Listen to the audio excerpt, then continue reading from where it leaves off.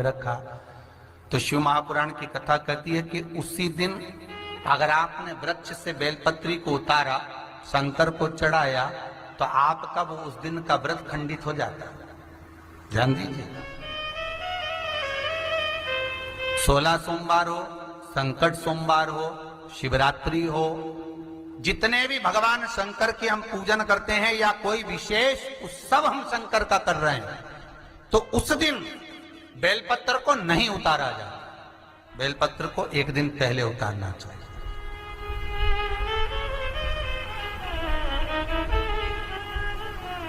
धोकर, साफ कर कर, निर्मल वस्त्र में उसको संजोकर रख देना चाहिए। कब? एक रात्रि पहले। क्यों रखते हैं? शिव महापुराण की कथा कहती है जिस घर में बेलपत्र रखा होता है पूजन के लिए, बेलपत्र इंतजार करता है शिव के लिए महाराज, तो वो बेलपत्र शंकर को पाने के लिए कामना करता है। और जो जीव उद्यापन कर रहा है, संकट सोमवार, 16 सोमवार, पशुपति व्रत कर रहा है या शिव की आराधना कर रहा है, बेलपत्र शंकर को अति प्रिय है। तो ये बेलपत्र रात भर, क्योंकि शास्त्र कहता है, शिव महापुराण, स्कंद पुराण, लिंग पुराण, नर्मदा पुराण, पद्म पुराण, अग्नि पुराण, सारी पुराणों में एक चीज लिखी होती है कि आप भगवान का कोई भी उद्यापन करें, कोई भी व्रत करें, तो उससे पहले भगवान का कीर्तन करें। लिखा है कि लिखा, पढ़कर देखना, हर पुराण में मिल जाएगा कि रात्रि को कीर्तन करें, रात्रि को सत्संग करें, भजन करें। अब आप में से कितने लोग हैं जो रात भर कीर्तन करते हैं? एक रात्रि पहले नहीं करते ना। तो बेलपत्र जो उतार कर हम रखते हैं, वो बेलपत्र रात भर भगवान शिव की आराधना करता है कि इस नारी ने मुझे तैयार करा है शंकर को समर्पित करने के लिए। बाबा ओघड़दानी से कल मैं मिलूंगी और इसकी जो मनोकामना है ना, मैं शिव पर चढ़ते से पूरी करवा दूंगी। इसलिए बेलपत्र एक रात्रि पहले उतारा जाता। पर इतने चतुर लोग हैं, कल आज सोमवार है तो आज ही अपने घर वालों से कहेंगे आज हमारा व्रत है सोमवार का, जाओ जरा बेलपत्र लेकर आओ, जाओ जरा पूजन का ये बेलपत्र लाकर रखो। अब उसी दिन, और कितना लिखा है महाराज कि बेलपत्र दोपहर के 12 बजे के बाद तोड़ा गया बेलपत्र शंकर उसको स्वीकार नहीं करता, शिव उसको नहीं ग्रहण करता। कितनी बजे? दोपहर के 12 बजे के बाद जो बेलपत्र उतारा जाता है, तोड़ा जाता है वृक्ष पे से, शिव उसको नहीं लेता। 12 बजे से पहले बेलपत्र उतरता है महाराज। तुलसी का दल आप कभी भी उतार सकते हो शाम से पहले, पर बेलपत्र का नियम है 12 बजे से पहले उतर जाना चाहिए। अब कई माताएं कहती हैं हमने तो व्रत करा, हमारा तो काम ही नहीं हो रहा, हमने तो करा, हमारा काम ही, तो उसका कारण है तुम जरूर गड़बड़ करिए, कुछ ना कुछ कमी। आप शिव जी के सम्मुख में शंकर भगवान के शिवलिंग पर जब बेलपत्र चढ़ता है, तो बेलपत्र का जो सीधा भाग होता है वो शिव जी के शिवलिंग पर होना चाहिए, उल्टा भाग ऊपर होना चाहिए। बहुत ध्यान से समझना हो। जब नंदीश्वर को बेलपत्र चढ़ाते हो, नंदी जो बाहर होता है उसको बेलपत्र चढ़ाते हो, तो नंदी को 2 जगह बेलपत्र चढ़ती है, आपको ध्यान में होगा। पहली बेलपत्र नंदी को जब चढ़ती है तो नंदी के सामने चढ़ती है, तो उसका बेलपत्री का जो डंडी का मुख है वो नंदी की ओर होता है, और बेलपत्री की पत्ती का मुख शंकर जी की ओर होता है। समझ में आ रहा है सबको? डंडी का मुख, जैसे नंदी ऐसे बैठा है तो डंडी का मुख नंदी की ओर होगा, पत्ती का मुख शिव के, और ये सीधी की सीधी नंदी के सामने नीचे रखा जाती है, नंदी के सम्मुख।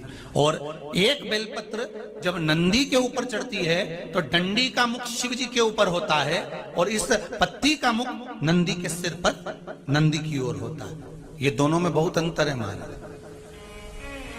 जैसे कोई कंपटीशन एग्जाम के लिए जा रहा हो या कोई परीक्षा देने के लिए जा रहा हो और पढ़ाई करे, स्मरण करे, तैयारी करे, वो अपनी जगह पर है। और ऐसा नहीं होता कि बच्चे पढ़ते नहीं है या तैयारी नहीं करते हैं। इसके बाद भी अगर उनका इंटरव्यू में पास नहीं होते या एग्जाम में पास नहीं होते, तो उसके लिए ये दोनों बेलपत्री बड़ी काम करती है। बहुत ध्यान देना, जो नंदी के सामने बेलपत्र रखकर जाना, शिव जी के सम्मुख में बेलपत्र रखकर जाना, मतलब नंदी के सम्मुख में जब रखाएगी तो डंडी जम के बोली है, कहाँ होना चाहिए?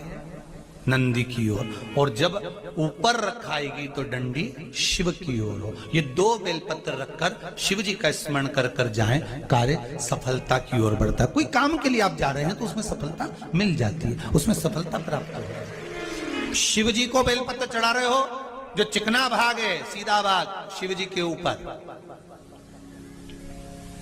शंकर भगवान के ऊपर। थाली में अगर शिवलिंग का निर्माण कर रहे हो, पार्थिव शिवलिंग का निर्माण कर रहे हो, तो थाली में जब बेलपत्र रखोगे तो सीधी रखोगे, फिर उसके ऊपर शिवलिंग का निर्माण करो। अगर आप निर्माण करते हैं पार्थिव शिवलिंग का और बनाते हैं बेलपत्र का, बोलो सही है कि गलत है? प्रतिदिन बेलपत्र खाओगे शंकर मंदिर की तो मुख में कई बार छाले भी पड़ जाते हैं। सत्य है कि गलत है? शिव महापुराण की कथा कहती है अति सर्वस्व वर्जते। आपको अगर बेलपत्र खाना है, हफ्ते में 2 खाओ, हफ्ते में 3 खाओ। मुंह में अगर छार छार हो रहा है, छाले पड़ रहे हैं, तो बेलपत्र को, शिवजी की चढ़ी हुई बेलपत्र को सुखाकर चूरा बनाकर इतनी सी चुटकी भर खा लिए, पानी पी लिया।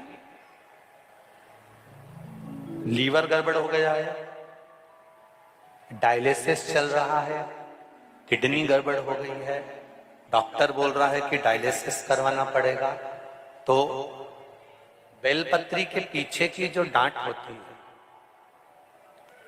जिसको आप लोग तोड़ के फेंक देते हैं, वो बेलपत्री के पीछे की जो डांट है, ये ब्रह्मा विष्णु महेश। समझ में आ रहा है आप लोगों को? बीच में जो डंडी दिख रही है आपको, इसके बीच में बड़ी पत्ती और 2 पत्ती के बीच में जो खाली जगह है, ये खाली जो डंडी है, इसमें 33 कोटि देवी देवताओं का स्थान होता है। किसका स्थान है? 33 कोटि देवी देवताओं का।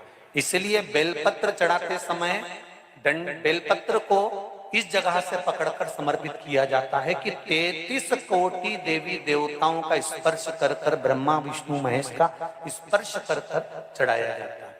बेलपत्री के नीचे की जो डंडी होती है, ये 2 पत्ती से लेकर नीचे का जो भाग होता है, ये स्कंद पुराण कहती है, इसमें 64 योगनियां और मेरी माता पार्वती का संपूर्ण जितनी शक्तियां हैं, वो सारी शक्तियां इस डंडी के अंदर विराजमान होती हैं। इस डंडी के पीछे गोखरू होता है, जिसको माताएं तोड़ देती हैं। वो जो टूटा हुआ गोखरू रहता है, उसमें भगवान शंकर के प्रत्येक गण का भाव रहता है। इनका काम क्या रहता है? जब शरीर में किसी व्यक्ति के जीवन में जब दुख तकलीफ या रोग बढ़ता है, तो वो गोखरू जो नीचे का रहता है, वो टूटा हुआ गोखरू अशोक सुंदरी वाली जगह पर चढ़ाकर हफ्ते में 2 बार उसको चबा चबा कर अगर खा लिया जाए तो डायलिसिस की जरूरत नहीं पड़ती, डायलिसिस छूट जाता है। लीवर और किडनी काम करना प्रारंभ कर देती। किसी संत को भोजन देने के लिए गई, पड़ोसन ने देख लिया, आवाज लगाकर बुला लिया, बहुरानी इधर तो आओ, तुम्हें मालूम है तुम्हारे सास ससुर जैसा झूठेला संसार में कोई नहीं होगा। तुम्हें मालूम है तुम्हारे सास ससुर जैसा झूठेला संसार में कोई नहीं होगा। इतने झूठेले हैं, इतने झूठेले हैं कि तेरी जिंदगी बर्बाद कर दी। तेरी जिंदगी? बहू ने पूछा, क्या जिंदगी बर्बाद कर दी? उनका कोई बच्चा नहीं है, उनकी कोई औलाद नहीं, उनका कोई लड़का नहीं है, और तुझे बहू बना कर लिया। भानुमती की बहू ने कहा, ऐसा नहीं हो सकता। अब तो उसके दिमाग में धीरे धीरे स्लो पॉइजन जाने लगा। उसको लगने लगा कि हो सकता है दिख नहीं रहे, 1 साल हो गया, 1.5 साल हो गया। अब तो बहू ने सास का सेवा करना बंद कर दी। ना चाय बनाए, ना दूध बनाए, ना भोजन बनाए, ना सेवा करे, ना चाकरी करे, कुछ ना करे। अब तो अपमान करे सास ससुर का। इतने में ससुर नारायण ने अपनी पत्नी से कहा, चिंता मत कर, तू बाबा पर सब छोड़ दे, सब अच्छा करेगा, क्यों चिंता करती है। एक दिन पड़ोसन ने बहू को फिर बुलाकर कह दिया, अरे तेरे सेठ के पास में, ससुर के पास में बहुत सारा माल है, चाबी ले ले उससे। बहू ने जिद कर चाबी मांग ली।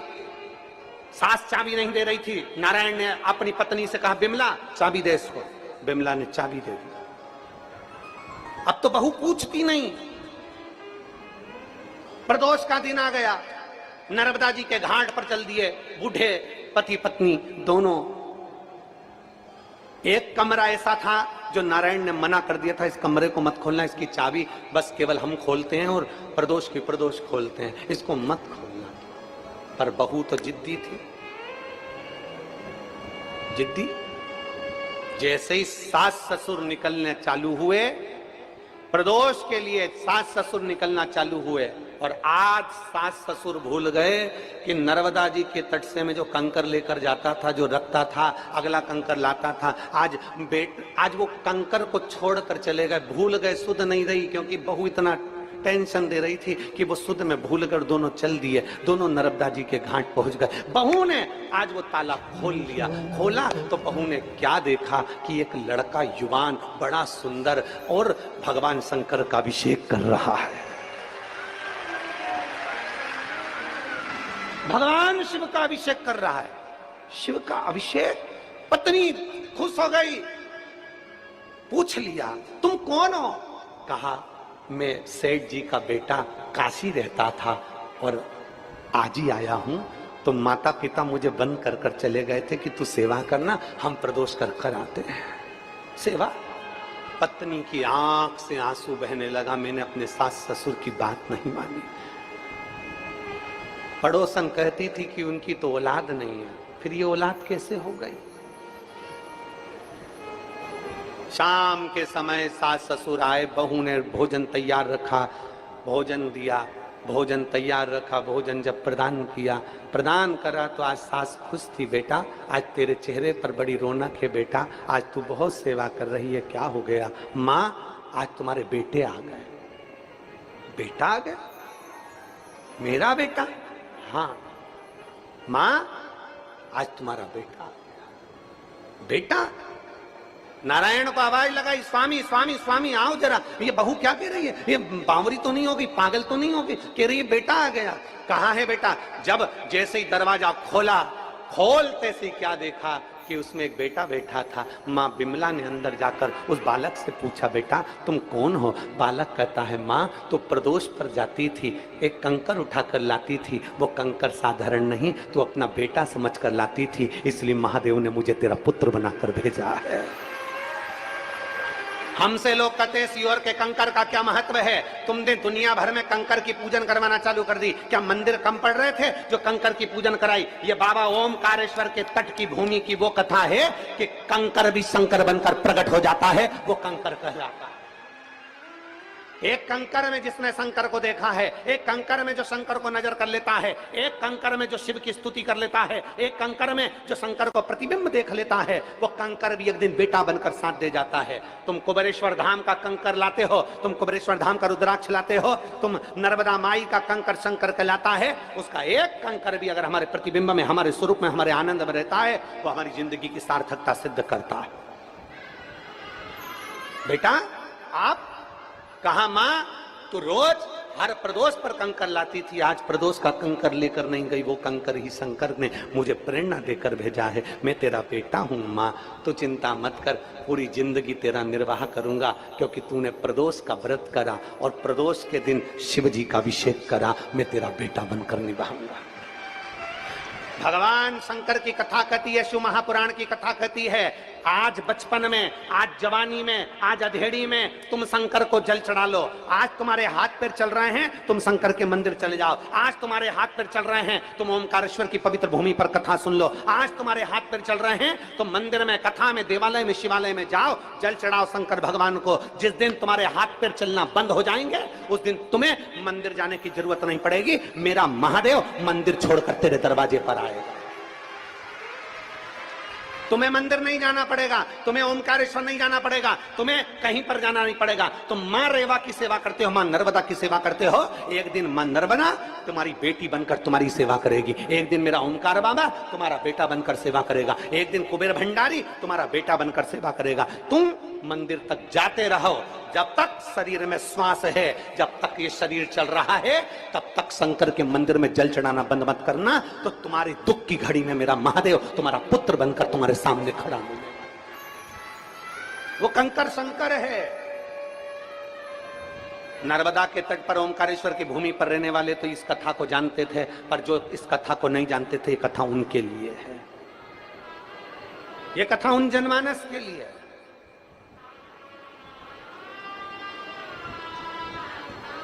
एक आपका भरोसा, एक आपका विश्वास, एक आपकी दृढ़ता, एक आपकी लगन भगवान शंकर के प्रति जितनी तुम्हारी लगन होती है, भगवान शिव के प्रति जितना तुम्हारा प्रेम होता है, भगवान शिव के प्रति जितनी तुम्हारी लगन होती है, शिव उतने तुम्हारे करीब में आते हैं। शंकर क्या है? कोई तुमसे पूछे शंकर की परिभाषा बताओ, शिव की परिभाषा बताओ, शंकर की परिभाषा बताओ, उनको परिभाषा बता देना कि शंकर विश्वास है। तू विश्वास रखकर शिव के मंदिर जाएगा तो तुझे 20 साल में भी औलाद हो सकती है। तू शंकर के मंदिर जा